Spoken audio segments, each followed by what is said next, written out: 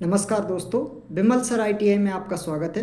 दोस्तों, आज की वीडियो में हम यह जानेंगे कि जो अपनी जो वेस्ट सेंट्रल रेलवे है तो उसमें अप्रेंटिसशिप की भर्ती निकल के आई है। तो उसमें देखेंगे आपको किस तरीके से आप फॉर्म भर सकते हो, क्या एलिजिबिलिटी है, क्या डेट से कितनी फीस लगेगी, एज क्या है, कौन कौन एनसीबीटी एससीबीटी वाले भर सकते हैं, सभी उस मुद्दे पर हम बात करेंगे।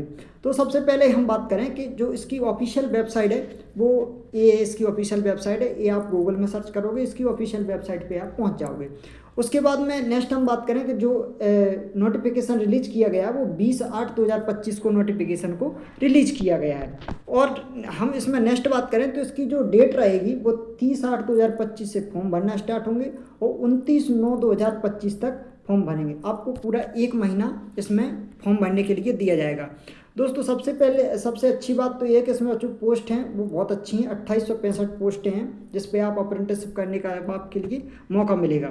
और इसमें सबसे अच्छी बात तो ये है कि आप जैसे जो मध्य प्रदेश या राजस्थान के आसपास से जो लोग आते हैं तो वहीं पे अपनी लोकल में आपके लिए अप्रेंटिसशिप करने का ये जो मौका मिल रहा है। तो इसमें जैसे मान के चलो कौन कौन से जोन आएंगे, जैसे जबलपुर, जबलपुर, भोपाल, कोटा डिवीज़न और CRWS भोपाल और WRS कोटा और हेडक्वार्टर भोपाल। ये सभी जोन आपके रहेंगे लगभग मध्य प्रदेश और राजस्थान के आसपास। और इसमें जो पोस्टें रहेंगी वो जैसे अपना भोपाल डिवीज़न में बात की जाए तो जबलपुर डिवीज़न में बात की जाए तो 1136 सबसे ज़्यादा जबलपुर डिवीज़न में है। उसके बाद भोपाल डिवीज़न में हम बात करें तो 558। फिर कोटा डिवीज़न में भी अच्छी खासी हैं, 865। फिर जो भोपाल का एक और डिवीज़न है CRWS, उसमें 136 है। फिर ये कोटा वाले में फिर 151 है। फिर 19 है हेडक्वार्टर ऑफ जबलपुर। तो इसमें अगर हम टोटल बात की जाए तो इस जो है 2865 इसमें पोस्ट निकाली गई हैं। और उसमें हम अब जैसे मान के चलो कई जो स्टूडेंट हैं उनका ये क्वेश्चन रहेगा कि सर हम इसमें एज का क्या है। तो एज इसमें जो हम बात करें तो ये 15 साल से 24 साल के बीच में आप लोग फॉर्म भर सकते हो। और जो अपने SC और 5 साल दिए जाते SC ST वालों के लिए ये छूट में दी गई है। और 3 साल जो छूट दी गई है वो OBC वालों के लिए। और जो मतलब PWD कैटेगरी से आते हैं उनके लिए 10 ईयर की छूट दी गई है। और इसमें हम नेक्स्ट बात करें तो इसमें जो सबसे बड़ा क्वेश्चन ये रहेगा दोस्तों स्टूडेंट्स का कि सर हमने SCBT से किया है ITI और हम क्या फॉर्म भर सकते हैं। तो दोस्तों बिल्कुल आप फॉर्म भर सकते हो। आप जो इसका मिनिमम क्वालिफिकेशन रहेगा 10वीं में आपका 50% और ITI होना चाहिए, भले आपका ITI SCBT से हो या NCBT से हो, किसी से भी हो। और जो ये सभी चीज़ें होना चाहिए। और इसके बाद में हम नेक्स्ट बात करें तो इसमें जो और जैसे मोड ऑफ सिलेक्शन अपना कैसा होगा, तो मोड ऑफ सिलेक्शन इसमें होगा मेरिट बेस पे मोड ऑफ सिलेक्शन होगा आपका, जिसमें आपकी 10th और ITI के जो नंबर हैं वो आपके इसमें जोड़े जाएंगे।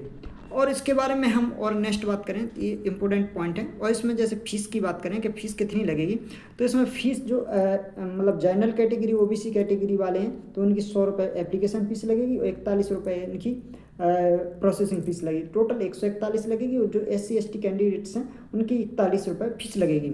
और उसके बाद में जैसे हम इसमें और बात करें कि आपके लिए जो डॉक्यूमेंट कौन कौन से लगेंगे, तो डॉक्यूमेंट कुछ नहीं, आपका फ़ोटो होना चाहिए, साइन होना चाहिए। और उसके बाद में आपकी 10th की मार्कशीट और पास सर्टिफिकेट और उसके बाद SC ST का सर्टिफिकेट और PWD अगर कोई कैंडिडेट है तो उनका एक सर्टिफिकेट्स और या ITI का NCBT SCBT का सर्टिफिकेट या मार्कशीट, ये सभी चीज़ें आपकी डॉक्यूमेंट में लगेंगी। और उसके बारे में हम और नेक्स्ट हम बात करें कि जो कैंडिडेट हैं वो आपका जो वो होना चाहिए मतलब कैटेगरी का सर्टिफिकेट वो सेंट्रल वाला होना चाहिए, क्योंकि उसमें सेंट्रल वाला ही मांगते हैं। कई स्टूडेंट इसी कारण से मतलब डॉक्यूमेंट सिलेक्शन नहीं हो पाता है कि उनका नाम आ जाता है लेकिन उनका उसका सेंट्रल का सर्टिफिकेट ना होने के कारण कास्ट का वो पीछे रह जाते हैं। तो आप पहले कास्ट ज़रूर बनवा लें।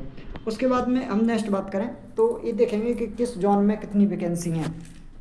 टोटल दोस्तों अब मैं बात करूं तो इसमें जो 12 ट्रेड हैं उनके लिए ये ITI की 12 ट्रेड हैं उनके लिए ये मौका मिला है। अब कौन कौन सी ट्रेड हैं, जैसे अपना ब्लैक स्मिथ है, तो ब्लैक स्मिथ में जो ये सभी इसमें दी हुई हैं। ब्लैक स्मिथ में टोटल इसमें जैसे जबलपुर जोन में 77 हैं और भोपाल में 6 हैं और जो कोटा डिवीज़न में है वो 56। तो टोटल 139 जो पोस्टें हैं वो अब ब्लैक स्मिथ वाले स्टूडेंट्स के लिए हैं WCR में। उसके बाद में कोपा ट्रेड से हम बात करें तो कोपा ट्रेड से जो टोटल बात करें तो 316 वैकेंसी हैं, बहुत अच्छी वैकेंसी हैं 316। और इसमें हम 316 के बाद ये अलग अलग कैटेगरी में, जैसे इसमें हम बात करें तो भोपाल में जबलपुर में 70 हैं और फिर भोपाल में 71 हैं और फिर 147 कोटा डिवीज़न में है ना 6। ये सभी आप लोग देख सकते हो। उसके बाद में हम नेक्स्ट बात करें, जैसे कोपा हो गया, इसके बाद में इलेक्ट्रिशियन ट्रेड वालों के लिए जो हम बात की जाए तो 727 पोस्ट हैं। ये भी अच्छी खासी पोस्ट हैं, जिसमें हम बात की जाए तो जो जबलपुर डिवीज़न है उसमें 388 हैं और इसमें कोटा डिवीज़न की हम जब भोपाल डिवीज़न की बात करें तो 129 हैं, कोटा डिवीज़न में 170 हैं और इसमें जो एक और डिवीज़न है भोपाल का उसमें 30 हैं और इसमें 10 कोटा में और वापस है। तो टोटल 727 पोस्ट हैं सभी डिवीज़न में होके। और इसमें अब जैसे मान के चलो एक और ट्रेड है इलेक्ट्रॉनिक्स मैकेनिक। जो इलेक्ट्रॉनिक्स मैकेनिक ट्रेड है इसमें जो टोटल पोस्टें हैं वो 185 पोस्ट हैं अलग अलग डिवीज़न में।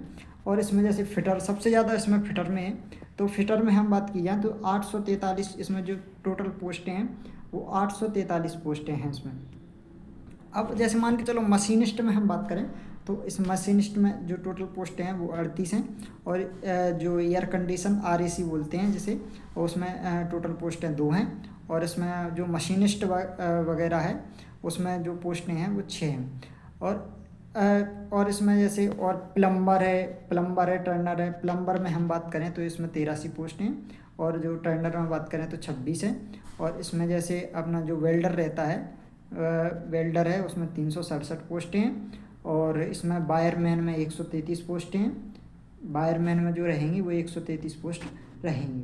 और इसमें और भी है, जैसे मान के चलो ये टोटल पोस्टें दी गई हैं, ये टोटल जाके 2865 इसमें पोस्टों का ये वर्गीकरण दिया गया है किस डिवीज़न में कितनी पोस्ट है टोटल। तो दोस्तों ये पूरी पोस्टें हैं और इसमें जो आपको ये ज़रूर बनवा लेना है, आपको SC सेंटर वाला जो जाति प्रमाण पत्र होता है वो आपको SC ST SC का ये फॉर्मेट है, ये प्रिंट निकलवा के आप ये बनवा सकते हो। उसके बाद में हम जैसे OBC का ये है ना, सभी कैटेगरी का दिया गया है। और जैसे ये डिक्लेरेशन है, ये बाद में जब आप डॉक्यूमेंट वेरिफिकेशन कराने जाओगे तब आपको इसकी आवश्यकता पड़ेगी। अब दोस्तों सबसे बड़ा क्वेश्चन ये रहता है कि सर हम ये अप्रेंटिसशिप कर लेंगे तो उसका क्या लाभ है। तो सबसे अच्छा लाभ इसमें ये है कि जैसे जब आपकी ग्रुप डी की जो भर्ती निकलती है ग्रुप डी की, तो उसमें 20% सीटें आपको रिजर्व रहती हैं। तो 20% सीटें रिजर्व रहती हैं जिसमें आप उसमें सिर्फ अप्रेंटिसशिप वाले ही उसमें भाग ले सकते हैं। अभी पिछली 2019 वाली जो ग्रुप डी थी उसमें जो पोस्टें निकल के आई थी तो उसमें 20% 1,03,000 कुछ पोस्टें थी, तो उसमें 20% अगर हम मोटे मोटे बात करें तो 20,000 पोस्टें जो थी वो ग्रुप डी के लिए थी और इसमें जो स्टूडेंट ही जो मिले थे वो 18,000 स्टूडेंट मिले थे। तो दोस्तों ये सबसे अच्छा मौका है, मैं इसलिए आपको सलाह दूंगा आप अप्रेंटिस ज़रूर करें और ये सभी पोस्टों के लिए सभी ट्रेड के लिए। और अगर आप दोस्तों 30 तारीख से इसके फॉर्म भरना स्टार्ट होंगे, अगर आपको फॉर्म भरने में कोई दिक्कत आती है तो मुझे कमेंट कीजिए, मैं आपको फॉर्म भर के भी मोबाइल से कैसे ऑनलाइन रजिस्ट्रेशन कर सकते हैं वो भी मैं आपको बताऊँगा। जी धन्यवाद दोस्तों, इसी प्रकार की जानकारी पाने के लिए हमारे चैनल को सब्सक्राइब करें। धन्यवाद।